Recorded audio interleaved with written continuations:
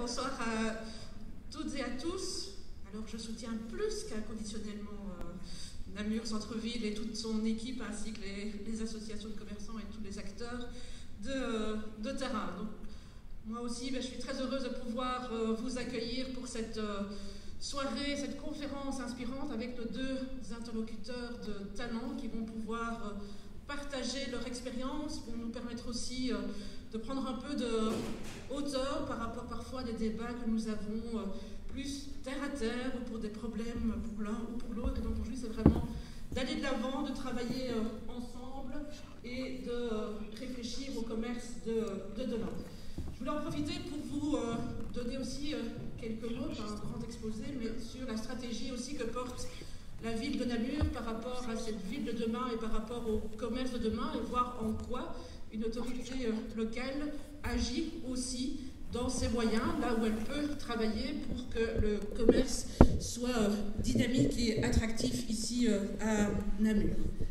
Le premier point, je pense que c'est vraiment de pouvoir travailler sur l'espace public et donc transformer notre ville, ici au centre-ville, mais aussi dans ces autres cœurs commerçants que sont Bouge, Jambes et Salzy notamment, et je salue les présidents qui sont présents. C'est vraiment de s'inscrire dans un nouveau réseau de villes qui osent bouger, qui osent changer. On dit souvent qu'à Namur, il y a tellement de rues qu'on n'arrive plus à les compter, mais on le voit, transformer l'espace public, le rénover, le revitaliser, c'est aussi un élément important pour la dynamique commerciale. Le téléphérique, la place Maurice Hervé qui est enfin terminée, on voit le nombre de nouveaux commerces qui se sont installés sur cette place et sur la rue des Brasseurs par exemple. Donc investir dans l'espace public, c'est un élément important d'attractivité et de dynamique commerciale. Ça attire bien sûr aussi de nombreux touristes qui veulent venir visiter Namur. Et donc c'est en ce sens aussi que nous investissons massivement dans le cœur de ville. Nous avons beaucoup travaillé sur le sud de la Corbeille. Il reste beaucoup de travail à devoir faire dans le nord de la Corbeille autour de la gare. Mais vous, monsieur, qui dites que vous connaissez bien Namur, je suppose que quand vous êtes venu aujourd'hui, vous vous êtes dit « Waouh, Namur a changé, c'est embelli ». Et donc le travail se poursuit par rapport à tout cela. Autre... Dans quel sens? Ah non, c'est trop vite.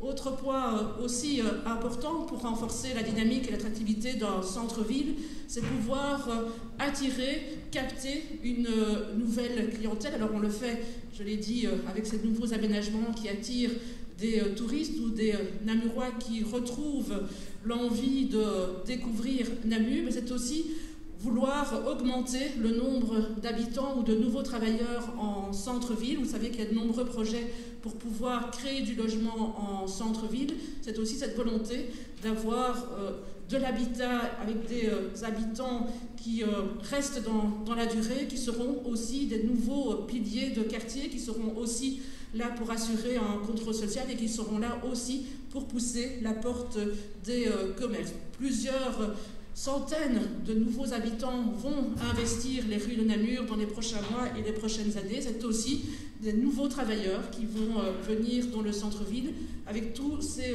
bureaux qui poussent de terre ou qui sont pratiquement terminés, notamment près de la gare vers l'avenue des Combattants, vers Salzine, où là tous les bâtiments sont déjà aujourd'hui loués, occupés, donc ça signifie que ce sont de nombreux travailleurs qui vont investir ces bâtiments et qui vont aussi irriguer vers le centre-ville et donc vers les commerces et les horecas de notre centre-ville. Et donc aussi ces habitants qui vont pouvoir arpenter les rues namuroises. Alors, modifier l'espace public, attirer des nouveaux habitants, des nouveaux usagers du centre-ville, des nouveaux clients pour vos commerces, c'est aussi penser à la mobilité de demain. On sait que dans nos nombreuses villes, on opère ces changements. Ce n'est absolument pas pour bannir la voiture du centre-ville, mais c'est aussi pour avoir des centres-villes qui sont plus apaisés. Ce sont des demandes aussi des usagers du centre-ville de se sentir plus à l'aise, plus apaisé, qu'il y ait plus de convivialité dans les centres-villes, d'avoir cette mobilité qui est apaisée. Vous savez que nous avons fait un premier pas depuis quelques années avec la zone 20, la zone partagée, où le piéton a la priorité par rapport aux autres modes, ensuite les cyclistes et puis les transports en commun et les voitures. C'est cette façon aussi de ralentir le rythme des centres-villes pour permettre à tout un chacun aussi de déambuler en plus grande sécurité et en plus grande convivialité pour assurer également une dynamique commerciale renforcée. Ça ne signifie pas, comme je l'ai dit, que les voitures ne peuvent plus venir au centre-ville, que les clients qui veulent venir en voiture sont interdits de passer les portes des frontières du territoire communal. Bien entendu, il y a des parkings qui se sont construits et qui vont encore se construire, et on peut aussi être fier que le parking de la Confluence a reçu le prix du plus beau parking, et donc ça montre aussi que ces investissements sont nécessaires et importants. Alors, on ne va pas faire aujourd'hui le débat du piétonnier quand je disais que nous devons sortir de notre train-train et de nos discussions quotidiennes, mais néanmoins, investir dans l'extension du piétonnier, c'est renforcer la convivialité du centre-ville, c'est aussi donner plus l'envie aux habitants de pouvoir venir au centre-ville et d'avoir quelque part un espace de respiration extérieur que des habitants de cœur de ville ne peuvent pas forcément avoir puisqu'ils n'ont pas d'espace extérieur, de jardin ou de balcon, et donc leur offrir une plus grande végétalisation, des parcs en cœur de ville et aussi des endroits où on peut se rencontrer, où on peut dialoguer, où on peut papoter avec ses voisins. C'est aussi cette volonté d'extension du piétonnier. Autre élément sur lequel je souhaitais mettre l'accent, et certainement le plus important et qui est le reflet aussi de cette soirée, c'est travailler ensemble et aller de l'avant et construire positivement.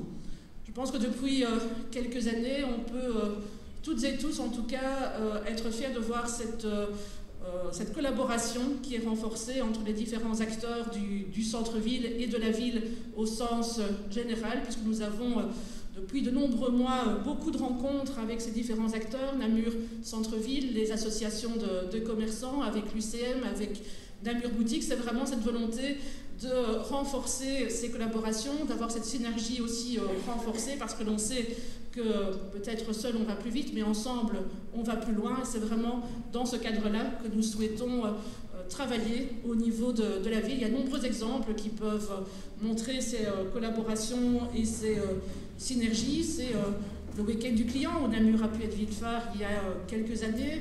Ce sont les routes du commerce qui ont pu être remises en mouvement cette année avec des beaux résultats, des beaux succès de participation, et je pense aussi, j'en suis convaincue, les commerçants qui ont trouvé également des éléments positifs par rapport à cela. C'est cette volonté de mutualisation avec Namur Boutique qui vous offre une plateforme pour mettre vos vitrines en ligne en avant, mais pour permettre aussi cette mutualisation du commerce en ligne qui reste bien sûr, qui doit rester local. C'est aussi cette volonté d'avoir travaillé ensemble pour que Namur soit reconnue comme ville du commerce équitable, pour lequel nous avons reçu le label il y a quelques jours maintenant. C'est aussi tout ce travail et cette équipe qui est renforcée au niveau de la ville de Namur, puisqu'auparavant nous n'avions pas spécifiquement une cellule dédiée à la dynamique commerciale. Elle est aujourd'hui bien inscrite et renforcée avec les différents leviers financiers aussi que la ville,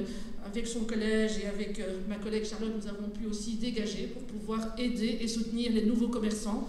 Plusieurs dizaines de nouveaux commerces ont pu être soutenus pour leur ouverture au centre-ville, mais aussi dans l'ensemble des poches commerçantes, ou plein de beaux projets aussi portés par les commerçants pour dynamiser et rendre plus attractifs leurs rues, leurs quartiers. Il y a plein d'exemples que nous pourrions bien entendu citer.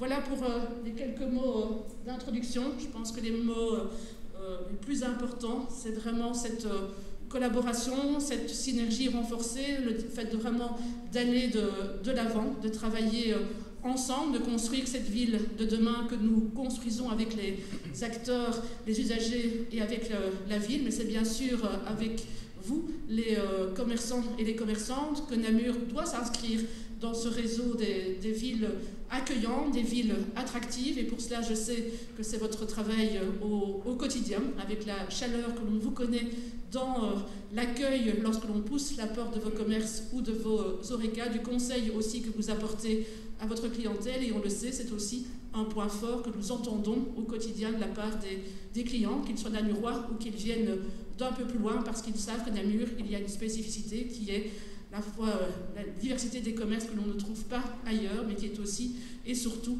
l'accueil et le conseil que vous apportez aux uns et aux autres. Et pour ça, je tenais en tout cas à vous en remercier, et remercier aussi tous les acteurs de la réussite de cette belle soirée, Sylvie et toute son équipe, l'équipe de la ville aussi, et remercier tous celles et ceux qui travaillent au quotidien avec nous, les associations, leurs présidents, l'UCM aussi, et Namur Boutique. Et je suis certaine qu'avec nos orateurs de ce jour, nous allons avoir plein de bonnes idées, rêver pour aller encore plus loin, pour rendre Namur encore plus attractif, même si la une de Paris Match, il y a quelques jours, a dit que Namur était plus attractive que jamais, mais il reste bien sûr du chemin. Il ne faut pas s'asseoir et contempler, il faut continuer à travailler tous ensemble.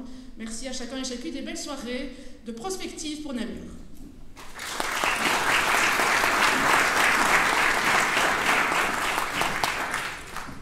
Merci Stéphanie. Alors, pardon. Je sais qu'il est tendance de casser du politique. C'est vrai qu'ils ne comprennent pas toujours, ils sont parfois hors seuls, ils planent complètement, ils ne voient rien, ne nous écoutent pas, ils s'en foutent, ils ont leur salaire à la fin du mois, etc. etc. Je l'ai un peu vécu cette année, à plus petite échelle évidemment, lorsque nous avons organisé les réunions piétonniers avec Madame Léchine. Rien d'agréable, et pourtant c'était nécessaire pour comprendre les peurs des uns, les doutes des autres, mais aussi l'enthousiasme. Alors, il suffit parfois de partager des petits bouts de vie avec ces hommes et ces femmes qui prennent des décisions pour la communauté, pour se rendre compte que ça ne doit pas être simple tous les jours, de maintenir sa vision, de garder le cap, de faire aboutir les projets, et surtout de poursuivre l'idée que le bien commun doit primer. Bref, que les enjeux d'une ville touchent plusieurs catégories de personnes, aux pensées et aux attentes souvent bien différentes. Mais partageons également un petit bout de vie avec les commerçants, le poumon économique et social de la ville. Ces hommes et ces femmes de terrain qui vivent au quotidien, au rythme des décisions, de la météo, on l'a encore vu cet été, des crises, des événements majeurs ou non. Il est tout aussi commun de juger les commerçants. Ils râlent tout le temps, ne sont jamais contents, c'est une bande d'individualistes. Ça fait plus de 10 ans que je travaille pour les commerçants de Namur, et avant eux pour d'autres commerces franchisés ou indépendants. Et je peux vous dire que ce n'est pas tout à fait faux. Mais je ne suis pas commerçante. Et pourtant, j'en ai entendu des tas d'histoires sur les commerçants. Sur les commerces, en tout cas. Ceux qu'on reprend, ceux qu'on réinvente, ceux qu'on conceptualise, ceux qu'on rêve, ceux qu'on a imaginés sur un petit bout de papier, devenu une feuille, un tableau, un cahier, un dossier PowerPoint, etc., etc. Et puis ceux qui existent en vrai, surtout. Des commerçants en reconversion, des commerçants de père en fils, ceux qui démarrent de rien, des commerçants avec des rêves d'expansion, d'autres en perpétuel renouveau. Et puis aussi forcément les projets qu'on abandonne, et là, je vous laisse écrire la suite. Et quand les commerçants me parlent de leur commerce, j'ai toujours ce même sentiment, cette même impression qu'ils me parlent de leur bébé. Ils le conçoivent, ou le récupèrent, ils en prennent soin, ils lui donnent des armes pour grandir, le regardent évoluer et évoluer avec lui. Ils sont très fiers, et comme tout parent, parfois, ils râlent, se sentent perdus et découragés. C'est la crise, une crise, ils n'ont plus tout à fait le contrôle, mais ils y tiennent à leur bébé, et le protègent, et ils se battront pour lui, jusqu'au bout. Ouais, ça, enfin, Sylvie, c'est pour les indépendants, vous allez me dire. Et les enseignes sont tout aussi nécessaires dans un centre-ville. Elles attirent le monde, elles proposent un autre modèle, une autre manière de consommer, qui ne correspond pas à nos valeurs, peu importe. On a tellement de publics différents. Mais ce qui rend Namur est unique, et ce pourquoi on doit se mobiliser, c'est le mix commercial. C'est grâce à vous que Namur est unique. C'est vous les meilleurs vecteurs, les meilleurs ambassadeurs, comme dirait ma collègue de l'UCM, les meilleurs influenceurs de notre belle ville, cette ville qu'on construit ensemble. Aujourd'hui, être commerçant, c'est un challenge. Je sais que vous êtes des électrons libres, et pas de souci, c'est normal. Je dirais même que ça fait votre charme, mais surtout votre force.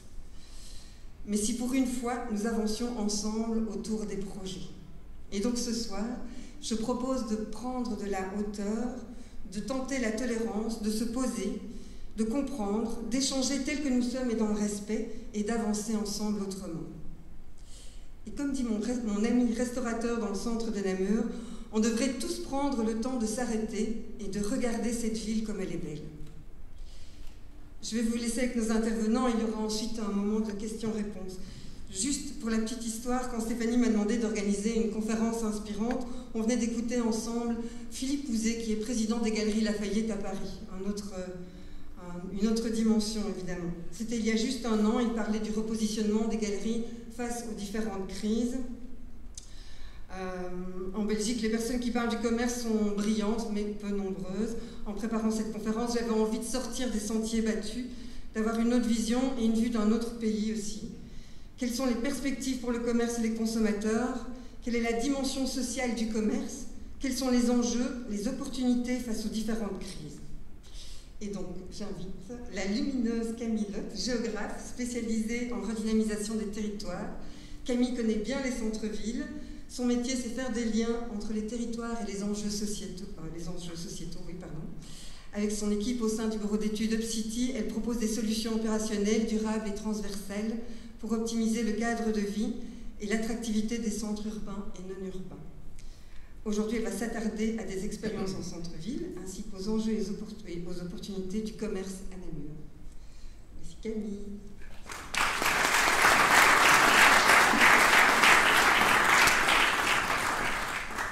Merci Sylvie. Bonsoir à tous, je suis très contente d'être là aujourd'hui avec vous.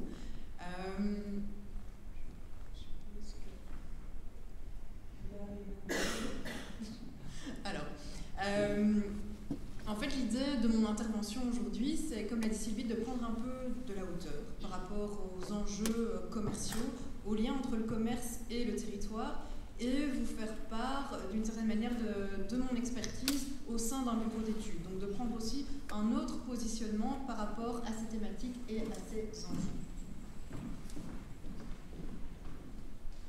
Alors pour vous expliquer vraiment brièvement, UpCity, c'est un bureau d'études qui accompagne les pouvoirs publics, principalement les communes, mais aussi on travaille au niveau de la région wallonne, de la région bruxelloise, des communes bruxelloises et des différentes intercommunales. Notre travail consiste en fait à proposer des solutions opérationnelles, mais aussi vraiment une vraie stratégie de redynamisation des territoires, ce qui fait de nous des acteurs au contact de thématiques diverses telles que le commerce, le tourisme, mais aussi la participation et la mobilisation des acteurs autour de la redynamisation et l'attractivité de ces territoires.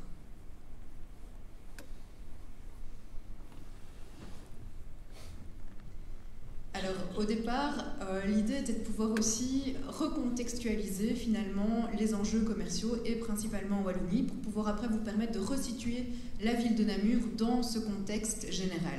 Alors, je ne vais pas non plus m'attarder trop longtemps sur des données chiffrées, bien qu'en venant aujourd'hui, j'ai entendu que c'était la journée mondiale de la statistique. Voilà, tous les gens qui écoutent la première ont entendu la même émission que moi. Mais voilà, le but n'est pas de vous assommer avec des chiffres, mais en tout cas de vous permettre de vous donner des informations et des tendances générales.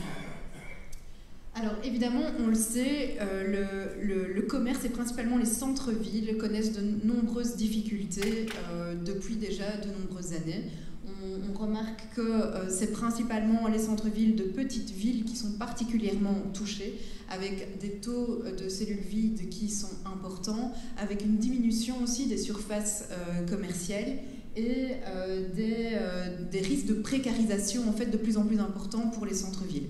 Alors évidemment, tout ça s'explique par tout un tas de facteurs. On a notamment les difficultés à mobiliser des projets commerciaux importants, des difficultés aussi à trouver des accords entre finalement les partenariats privés-publics qui sont quand même aussi à la source des investissements dans beaucoup de ces centres-villes. On a aussi évidemment des développements périphériques qui sont parfois importants avec des projets planifiés qu'on n'arrive pas à reproduire en centre-ville.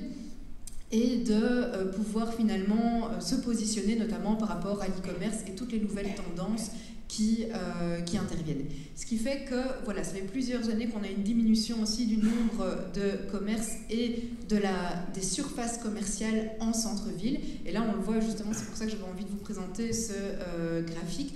On voit un déclin de la plupart de ces types de ce qu'on appelle des noyaux commerciaux, hormis justement en périphérie. Donc c'est vrai qu'on est vraiment en droit de se poser la question, de se dire, ok, le commerce en centre-ville va mal, mais visiblement, il se porte beaucoup mieux en périphérie.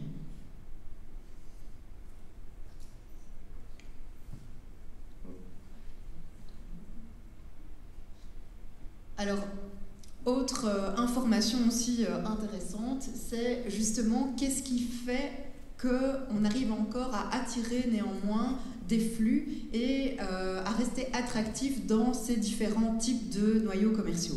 Et ce qu'on aperçoit en interrogeant justement les citoyens, on a toujours un attrait important pour ce qui est appelé en fait avec des mots un peu compliqués, le semi-courant léger, mais qui en fait veut dire tout ce qui concerne l'équipement de la personne, les vêtements, les accessoires, etc. On voit que c'est principalement ce type d'équipement qui va attirer, en tout cas dans les centres-villes, et qui va arriver à capitaliser justement l'intérêt des différents chalands et de la population. Et qu'on a un rôle encore qui est relativement important des enseignes pour attirer ce type d'usagers. Alors, pourquoi est-ce qu'on parle de ça? Parce que ça a une capacité en fait de polarisation importante, et donc en fait c'est souvent ce type d'équipement et ces enseignes qui vont arriver à polariser et devenir de réelles locomotives qui vont générer des flux qui vont pouvoir en fait après profiter à d'autres commerces ou d'autres activités qui sont présentes dans les centres-villes.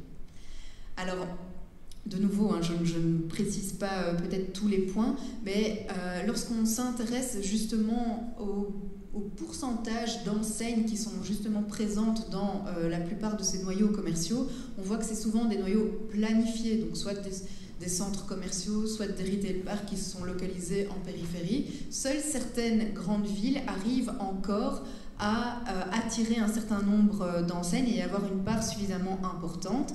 Et Namur fait justement partie de ces centres-villes. Donc je pense que c'était aussi un point qui était important à spécifier. Alors, l'e-commerce, le fameux e-commerce dont tout le monde a peur, tout le monde s'interroge encore sur ses effets et sur l'avenir en fait du commerce physique par rapport à ça. Alors, il y a quelques années, on a annoncé la mort peut-être du commerce physique par rapport justement à la montée en puissance de l'e-commerce. On voit que finalement, les résultats sont quand même peut-être plus nuancés. On voit qu'il y a une part de plus en plus importante de cet e-commerce, mais quand on analyse justement la répartition en fait de ces chiffres, c'est intéressant de remarquer qu'en termes de chiffre d'affaires, certes, c'est principalement les commerçants étrangers et ce qu'on appelle en fait les pure players, type Amazon, type Zalando, Bol.com, etc., qui sont très actifs et qui arrivent à capter justement une grande part des parts de marché. Quand on s'intéresse cette fois-ci plutôt au nombre, et donc au nombre total d'e-commerçants, eh bien on voit qu'il y a beaucoup d'indépendants, plus de 80%, et que c'est principalement aussi des indépendants flamands qui se sont positionnés sur l'e-commerce, en tout cas pour l'analyse des chiffres en Belgique. Donc ça reste aussi intéressant à mettre en perspective de ces monstres en fait étrangers qui arrivent à capitaliser toute une partie de l'e-commerce. Ça montre aussi qu'il y a beaucoup d'indépendants qui se sont adaptés finalement à ces nouvelles tendances. Alors évidemment, on parle aussi beaucoup de l'évolution des comportements d'achat avec des consommateurs qui ont adapté aussi des comportements, qui sont soumis aussi à de nouveaux facteurs. Alors ils sont évidemment nombreux, je ne peux pas tous les synthétiser ce soir avec vous. Mais évidemment, l'e-commerce qui va impacter le budget général des ménages.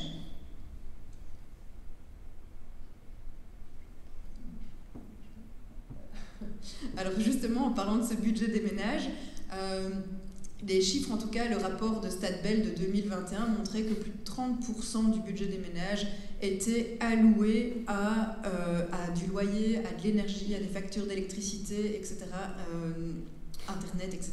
Donc on voit que c'est une part importante. Vous imaginez que c'était un rapport de 2021, donc je n'ose imaginer les chiffres pour 2022, mais c'est important justement de comprendre cette répartition finalement de l'argent au sein d'un ménage, pour comprendre aussi l'impact que ça va avoir sur d'autres types d'achats.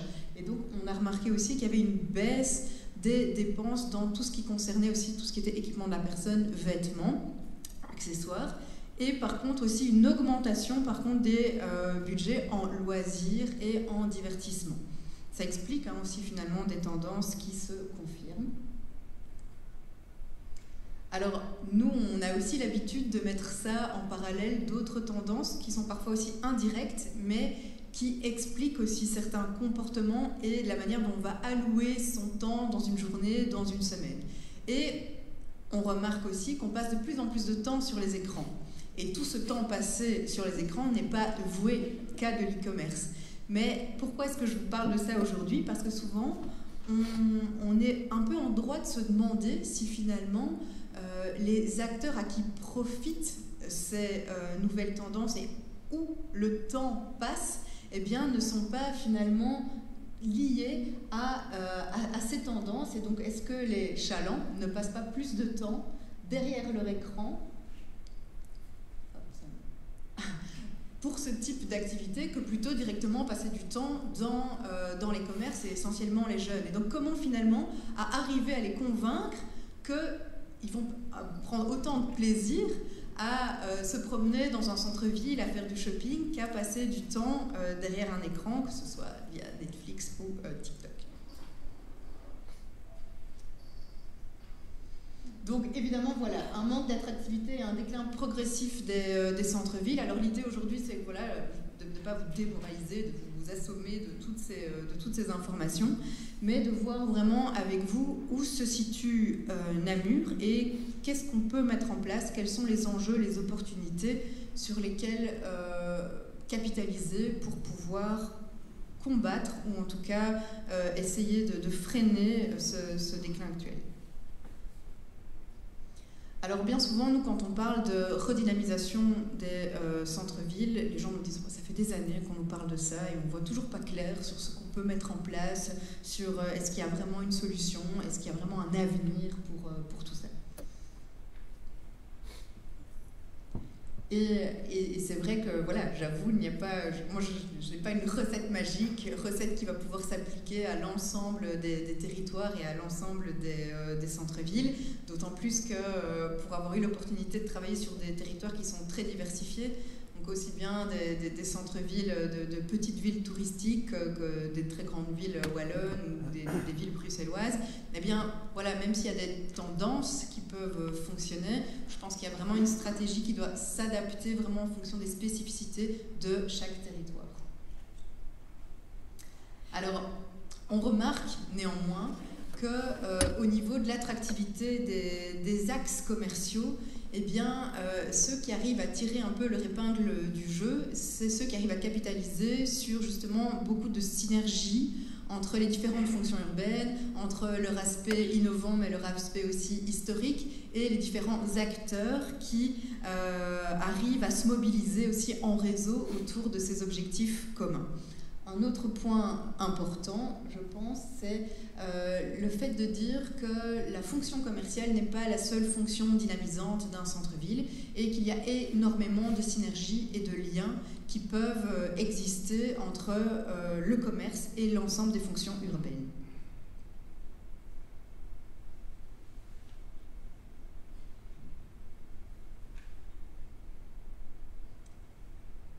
Alors, évidemment, depuis le temps qu'on parle justement de redynamisation du commerce, il y a plusieurs études qui ont été menées pour essayer de mettre en avant ce qui avait bien fonctionné dans la plupart des villes ou à l'inverse ce qui fonctionnait un petit peu moins. Je vais juste essayer de... Je pense que c'est plus facile.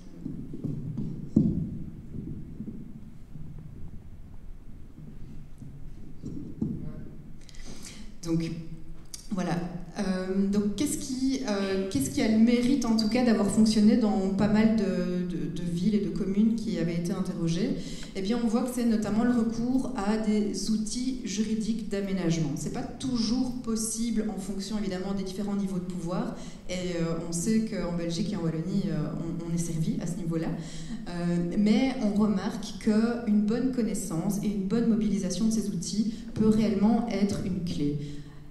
C'est intéressant seulement, et si seulement, il y a une réelle proactivité des pouvoirs publics. Et donc, évidemment, nous, on le voit parce qu'on a l'opportunité de travailler avec aussi différents territoires, mais le degré de proactivité ou le degré d'action tout court des pouvoirs publics est très variable, en fait, d'un territoire, d'une commune à l'autre. Et donc, il y a vraiment là, pour moi, une clé de réussite, c'est l'idée de se dire à un moment, on n'est pas attentiste, on n'est pas spectateur du développement commercial ou des projets qui vont s'instaurer ou non sur notre territoire. On a une ligne directive, on a une stratégie et on sait où on va. C'est aussi une politique qui va s'adapter finalement aux différentes évolutions et aux différentes tendances dont on a justement parlé. Sylvie l'a dit tout à l'heure, mais c'est aussi une notion de diversité, et une diversité, j'y reviendrai par la suite, qui va se présenter de différentes manières, que ce soit au niveau de l'offre commerciale, mais que ce soit aussi au niveau du mix urbain dans les différents projets. Ce qui semble moins bien fonctionner, alors évidemment, il n'y a pas non plus, ça dépend vraiment d'un territoire à l'autre et de la manière dont c'est organisé, mais on a remarqué que de proposer parfois des solutions qui n'étaient pas spécialement adaptées aux besoins des commerçants, comme certaines plateformes sans qu'il y ait vraiment eu de communication avec eux, eh bien, ça peut être des réussites comme de véritables échecs, et ça, on a eu aussi le cas dans certaines communes. On a vu aussi qu'en parallèle, je vous disais, les outils juridiques, certes, ça peut être intéressant, mais mettre en place des moratoires directs en interdisant certaines choses, ça peut aussi avoir beaucoup d'impact parce qu'on arrive toujours bien à les contourner. Donc c'est aussi un élément qui doit être pris en compte. Et aussi la dispersion des actions et des budgets. Alors ça, c'est un élément aussi, je pense, qui est important parce qu'on en a beaucoup parlé en période Covid, où finalement, je pense que toutes les communes se sont posé la question de se dire, si on débloque un budget, comment on utilise ce budget pour aider nos commerçants ? Et dans ce cadre-là, on a vraiment vu des stratégies très diversifiées. Soit des communes qui se disaient on va distribuer ce budget auprès de nos commerçants. Et donc ça veut dire que parfois il y a des petites communes qui ont des petits budgets et des commerçants qui se sont retrouvés avec grosso modo 50 € qui arrivaient sur leur compte en banque pour les aider face au Covid. Et d'autres communes qui se sont dit ben non, on va capitaliser sur des plus grandes actions que seul un pouvoir public va pouvoir mettre en place. Et c'est aussi important de pouvoir penser à ça parce que c'est aussi le rôle du pouvoir public, c'est de pouvoir mener des actions que des commerçants, même en se rassemblant, n'arriveront pas à mener. Alors, et Namur, dans tout ça, l'idée c'était, par rapport à tous ces constats et à tous ces chiffres, de pouvoir finalement repositionner Namur, qui se présente, comme on l'appelle vraiment dans un peu le jargon en fait, des études, un centre-ville traditionnel qui a la chance de pouvoir justement profiter d'une attractivité régionale, qui a une croissance démographique aussi qui est importante et qui va impacter en fait la demande et la prise en compte dans les projets futurs. Alors certes, un taux de cellules vides qui est relativement important, mais c'est le cas de la plupart des grandes villes wallonnes. Et ce qui est intéressant, c'est que là, que le taux de cellules vides est moins important à l'intérieur de la Corbeille, ce qui peut montrer aussi une certaine attractivité. Ce qui est aussi, alors là, doublement intéressant et qui fait le lien avec ce que j'ai expliqué tout à l'heure, c'est que le centre-ville de Namur propose un mix commercial qui comprend justement aussi pas mal d'équipements de la personne et du divertissement, notamment de l'Oreca, mais qui est une des clés aussi d'attractivité pour des villes de la taille de Namur. Alors, c'est aussi un point sur lequel moi j'aimerais revenir, c'est en fait il y a des analyses qui ont été faites sur pourquoi des passants, pourquoi des chalands se sentaient bien dans un centre-ville et pourquoi ils vivaient une expérience qui était positive. Et on a remarqué que les cheminements en fait, qui étaient proposés dans les espaces, dans les aménagements, étaient aussi très importants. Alors ces cheminements, contrairement à ce qu'on pourrait penser, ne doivent pas être d'office rectilignes. C'est justement la sinuosité des rues et le caractère un peu de curiosité et d'émerveillement à chaque coin de rue qui participait participer aussi à l'expérience que pouvaient vivre les différents chalands. Ce qui est intéressant parce que c'est justement le cas de Namur avec des tailles de rue et des configurations qui permettent justement ce type d'expérience. Et au-delà de la forme et de l'assiduosité de ces itinéraires, eh bien, elle possède une offre commerciale suffisante et continue pour pouvoir proposer ces itinéraires. J'y reviendrai par la suite. Autre point important, je le disais, c'est justement les synergies entre les différentes fonctions urbaines, et c'est le côté touristique de Namur qui permet aussi de pouvoir renchérir finalement sa position et son attractivité de manière générale.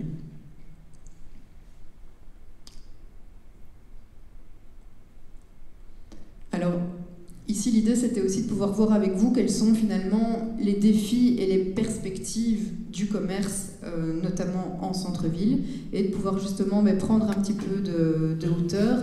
Et là, je vous parle en tant que bureau d'études, mais aussi, on réalise aussi un travail au niveau de la région wallonne pour voir ce qui peut être mis en avant pour aider le commerce et aider notamment aussi les communes à gérer ce commerce. Alors, je ne vais pas m'attarder sur chaque point parce qu'évidemment le temps va me manquer, mais l'idée en tout cas c'était de pouvoir vous présenter 7 points qui sont selon nous très importants justement en termes d'enjeux. C'est l'aménagement du territoire, l'e-commerce, l'expérience, la mixité, la résilience, le placemaking, la transversalité et la stratégie.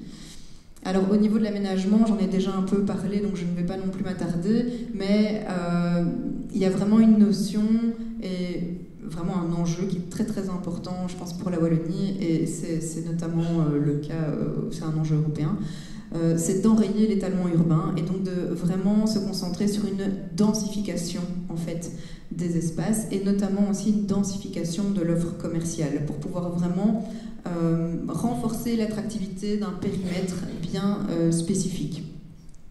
Alors évidemment cette densification elle doit être raisonnée parce qu'elle doit prendre en compte tout un tas de facteurs, mais je pense que c'est aussi une notion qui est importante dans la dynamique commerciale des centres-villes. Je le disais aussi, c'est la mixité des fonctions et des espaces, et donc de pouvoir aussi favoriser les rencontres et les échanges entre les différents utilisateurs et les différentes fonctions des centres-villes.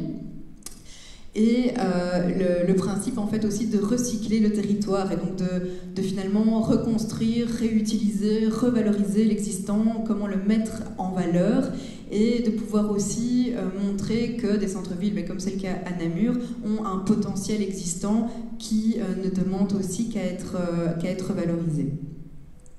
Alors l'e-commerce, voilà, on en a déjà parlé, mais je pense que l'enjeu c'est de pouvoir vraiment le prendre en compte et donc de ne pas essayer de le combattre, ne pas essayer de ressembler aussi à certains grands acteurs, mais de pouvoir vraiment trouver les solutions qui sont les plus adaptées en fonction des commerçants. Et voilà, c'est pas à vous que je vais l'apprendre, mais on sait qu'on a des degrés de maturité numérique qui sont fort différents d'un commerçant à l'autre.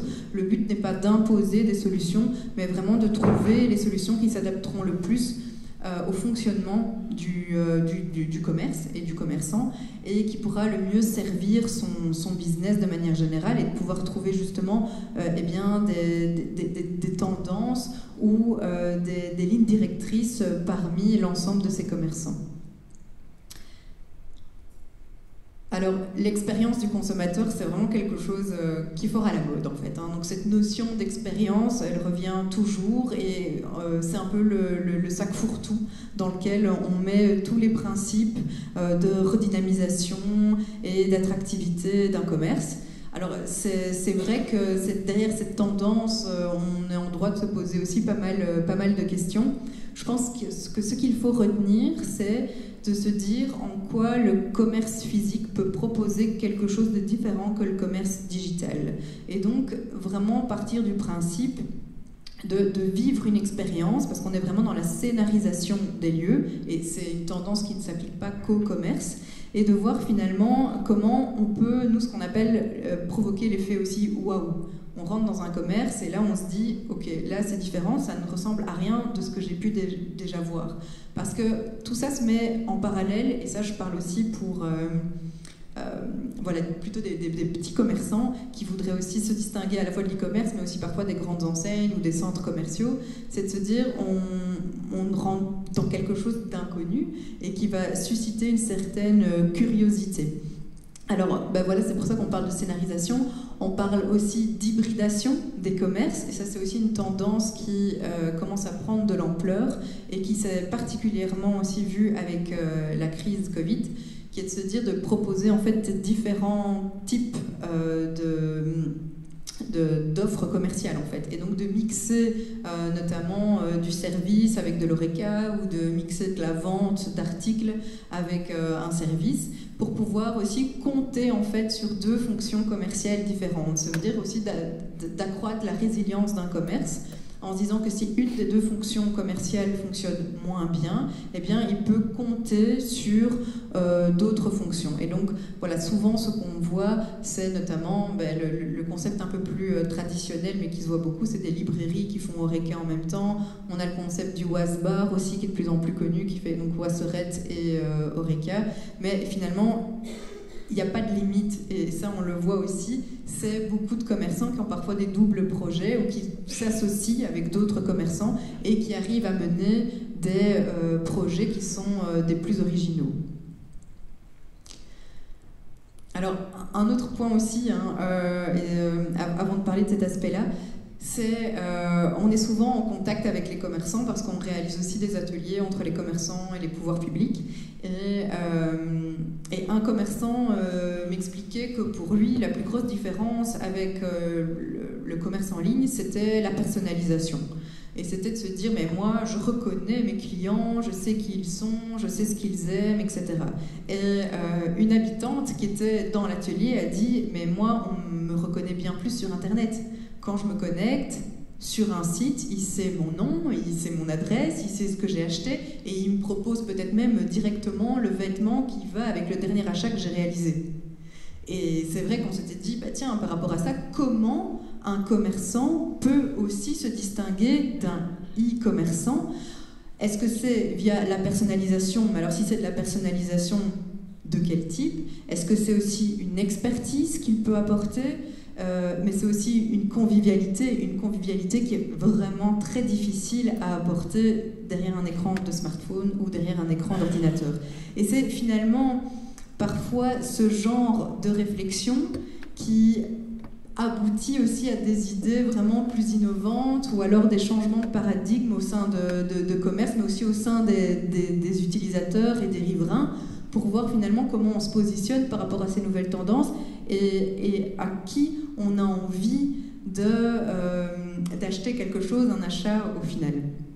Alors, l'autre point important selon moi, c'est la mixité. Alors cette mixité, elle va se voir aussi bien dans les nouveaux projets qu'au niveau de l'offre commerciale. Mais donc de pouvoir vraiment se dire, ok, on va sortir du canevas des centres-villes monofonctionnels qui ne proposent qu'un seul type d'activité, par exemple qu'un seul type de commerce.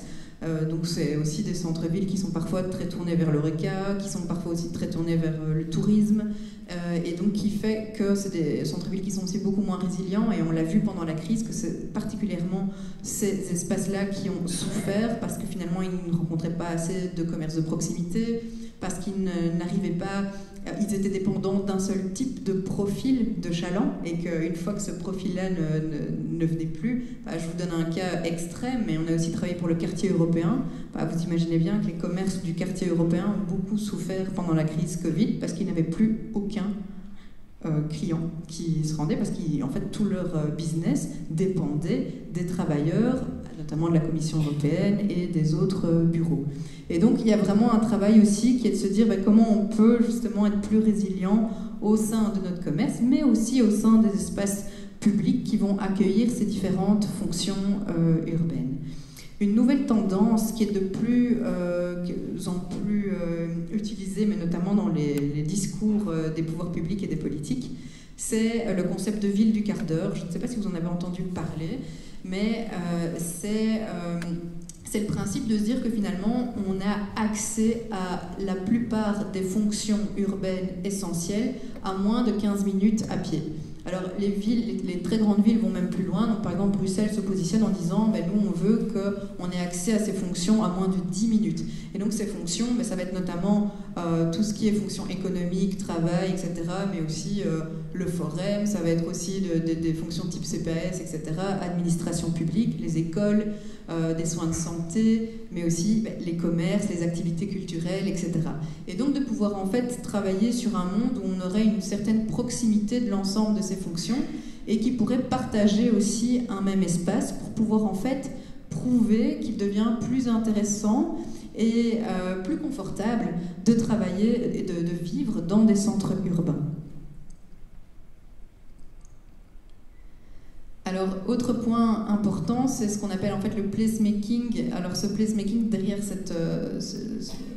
vocabulaire, ce qu'on veut dire, c'est de pouvoir en fait permettre aux différents acteurs de réinvestir les centres-villes. Et donc, au-delà de l'offre qu'on peut leur proposer, c'est de les encourager à créer du lien en fait avec leur territoire.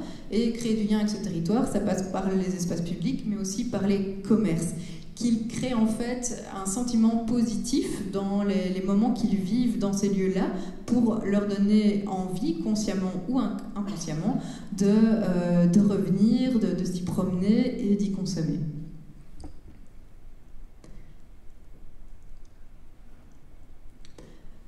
Alors aussi, oui, un autre point important, c'est justement le rôle de la communication, parce que nous, on le dit toujours, on a beau donner des chiffres, on a beau donner des tendances, etc. On sait que souvent le nerf de la guerre pour que quelque chose fonctionne, c'est la communication. Et communication un peu à double entrée, donc à la fois la communication sur les actions qui sont menées, sur les aides qui sont proposées, mais aussi la communication entre les différents acteurs. Et ça, j'y reviendrai aussi par la suite, mais c'est vraiment quelque chose de très important. Et voilà, la transversalité, on en a parlé, mais c'est vraiment de pouvoir avoir une démarche globale qui va concerner l'ensemble de ces secteurs. Et je disais tout à l'heure, vraiment ce dernier point, c'est la nécessité d'avoir une vision à long terme et de voir clairement vers où on veut aller et de pouvoir embarquer finalement l'ensemble des acteurs qui sont concernés par cette stratégie. Et donc ça, c'est vraiment, je pense, l'élément à retenir et le critère de réussite de la plupart des villes qui ont mis en place des stratégies de redynamisation commerciale, c'est de pouvoir se dire, on se fixe une ligne de conduite, on sait ce qu'on veut et on sait ce qu'on ne veut pas, et on sait avec qui on a envie de le faire. Et d'être convaincu aussi que cette redynamisation, eh bien, elle va passer par l'ensemble des acteurs concernés, donc aussi bien les pouvoirs publics que, évidemment, les commerçants, mais aussi les acteurs économiques, les patrons d'entreprise, mais aussi les citoyens. Et donc de comment finalement arriver à convaincre les citoyens qu'ils ont aussi un rôle à jouer dans cette redynamisation, par leurs actes d'achat, par leur choix de destination, par la manière aussi dont ils parlent de leur centre-ville, de la manière dont ils communiquent aussi, parce que finalement c'est les principaux ambassadeurs, mais c'est d'arriver à se dire que finalement cette redynamisation elle profite à tout le monde. Et donc comment arriver à proposer des actions qui sont ce qu'on appelle vraiment du win-win, dans lesquelles tout le monde peut se retrouver et qui ont une véritable aussi vision à long terme.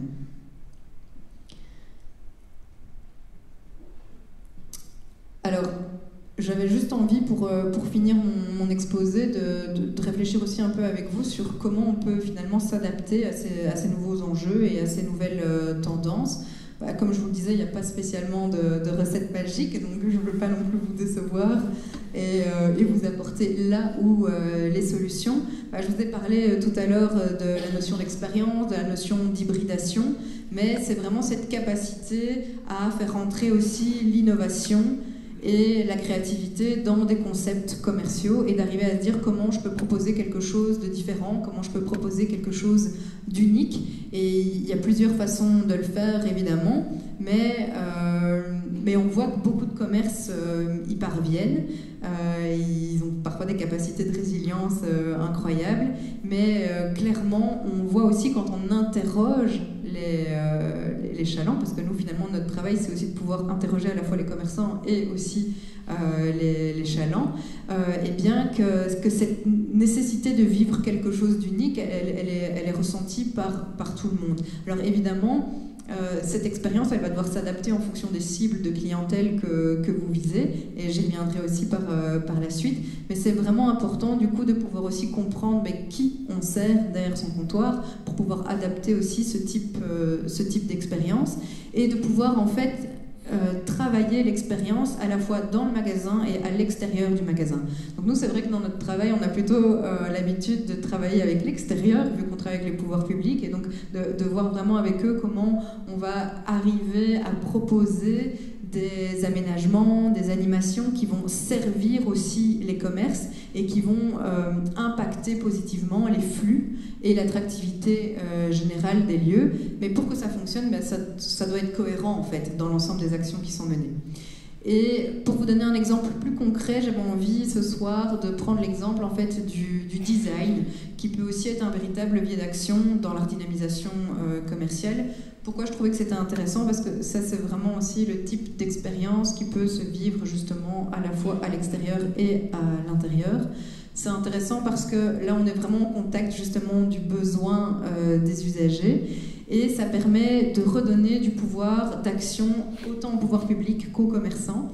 Et ça a le mérite en plus de pouvoir proposer des actions avec des budgets relativement différents en fait. Donc soit avec des très grandes actions qui vont être très très visibles, mais soit aussi parfois de plus petites actions qui vont aussi pouvoir avoir beaucoup d'impact. Et on est vraiment sur ce principe de réenchantement et de scénarisation. Alors pour vous donner un exemple plus concret,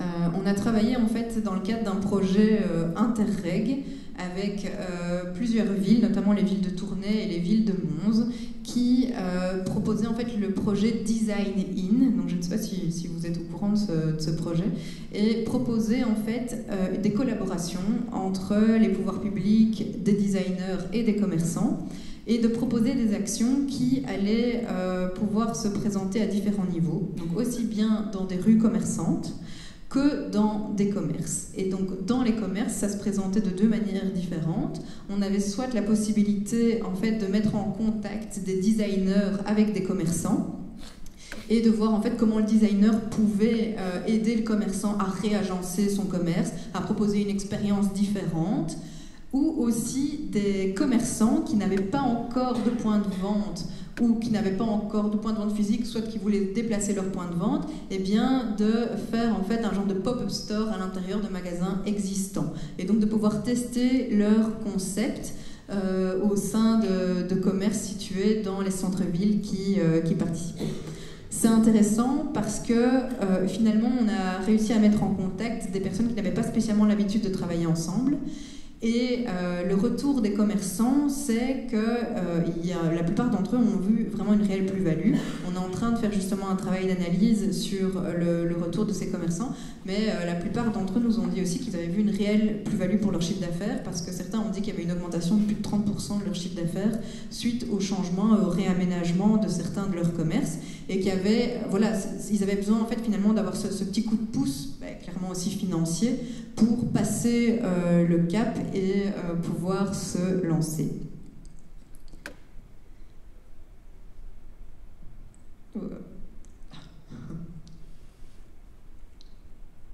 Alors le design, il se présente aussi, comme je le disais, à différentes échelles, et notamment dans ce concept itinéraire chaland que j'ai abordé tout à l'heure, et il permet en fait aussi de pouvoir donner davantage de cohérence aux itinéraires piétons qui sont empruntés dans les centres-villes et dans les axes commerçants, et de pouvoir en fait influencer positivement le trajet. Et donc là, on est vraiment dans une dynamique positive au sein de ces itinéraires. Je sais que c'est aussi un travail que la ville de Namur est en train de mener.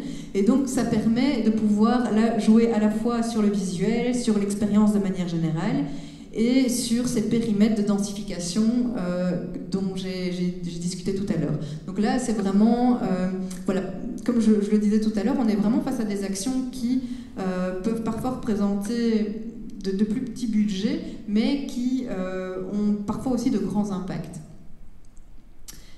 Voilà, d'autres exemples, mais aussi au niveau des vitrines, mais qui sont peut-être plus traditionnels.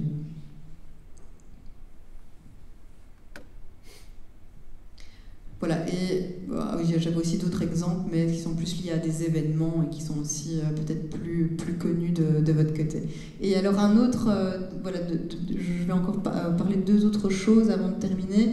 Un autre point, c'est, on l'a dit tout à l'heure, s'adapter finalement à l'évolution de sa clientèle. Et ça, c'est aussi un réel enjeu et aussi une réelle difficulté parce qu'on doit aussi s'adapter aux évolutions futures.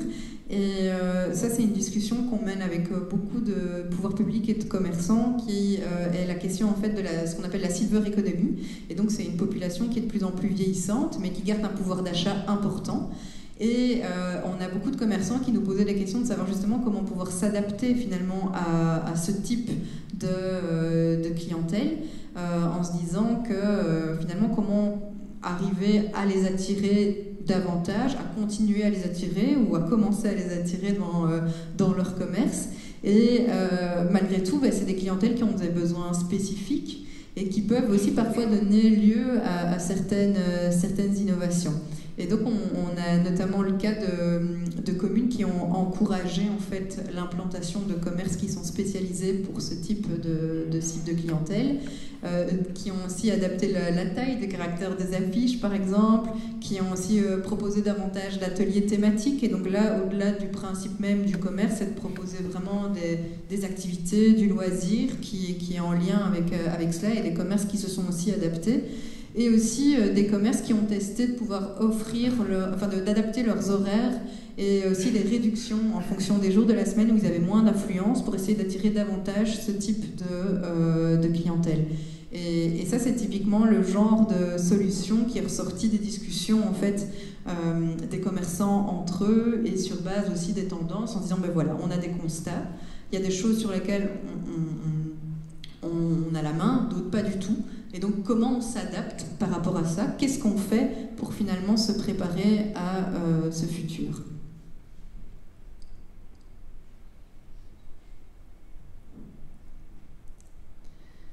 Alors, je l'ai dit aussi tout à l'heure, mais c'est vraiment de se dire finalement on a un client qui devient de plus en plus expert, qui va davantage s'informer avant d'acheter, qui va être aussi très connecté. Et donc, comment le commerçant peut s'adapter par rapport à ça? Ça, c'est aussi une question qui revient beaucoup parmi nos échanges avec les commerçants. Mais après, on voit que cette expertise, finalement, elle pousse beaucoup de chalands à s'orienter vers des commerces qui sont spécialisés, donc pour lesquels ils vont avoir un vrai conseil, un conseil qu'ils ne peuvent pas trouver eux-mêmes sur Internet, malgré leurs nombreuses lectures et vidéos explicatives. Et donc on voit qu'il y a aussi des commerçants qui ont réussi à se positionner par rapport à ça en se disant voilà, nous on arrive à vous proposer quelque chose parce que le commerçant qui a ouvert son commerce il y a plusieurs dizaines d'années a réussi à acquérir une certaine expérience. Et un service aussi qui va s'adapter en fonction vraiment du type du profil et de la demande du client. Et voilà, ça c'est une expérience qu'on a vue aussi dans beaucoup de commerces, mais qui adaptée en fonction du type de service à apporter et de la demande. Donc est-ce qu'on était face à un client qui a besoin, qui a envie qu'on lui propose de l'aide, ou à un client à l'inverse qui préfère qu'on le laisse tranquille dans le magasin. Donc voilà, c'est je pense beaucoup d'éléments qui finalement montrent qu'il n'y a pas de solution générale. Je pense que les solutions les plus innovantes, en tout cas celles que nous on a pu voir émerger, elles viennent vraiment de discussions. Elles viennent d'un moment de personnes qui se sont mises autour d'une table et qui se sont dit ok, on a un contexte économique qui est comme ça, un contexte qui en plus n'a pas l'air de spécialement s'améliorer au vu des informations que l'on reçoit. Mais une chose est sûre, c'est qu'il y a des points de convergence. Il y a des éléments sur lesquels tout le monde est d'accord et il y a une nécessité de pouvoir se regrouper pour pouvoir renforcer les actions qui sont menées. Et donc l'idée, c'est vraiment de se dire dans ces principes de redynamisation, quel est le rôle de chacun, quels sont ses leviers d'action et quelle est la stratégie qu'on est tous d'accord de suivre et de pouvoir vraiment planifier des choses qui sont concrètes. Voilà, au-delà d'avoir des belles idées, je pense que ce dont on a tous besoin, et principalement vous en tant que commerçant, c'est de voir des actions et des résultats concrets. Et bien c'est de voir finalement chacun à votre échelle comment vous pouvez participer justement à cette redynamisation. Et nous, c'est vraiment l'élément, je pense, principal que l'on retient de tous les accompagnements qu'on a pu proposer. Et là où il y a de vraies réussites, eh bien, c'était un moment de pouvoir co-construire et travailler ensemble et se mettre d'accord sur des éléments qui étaient rassembleurs et fédérateurs. Voilà, merci beaucoup.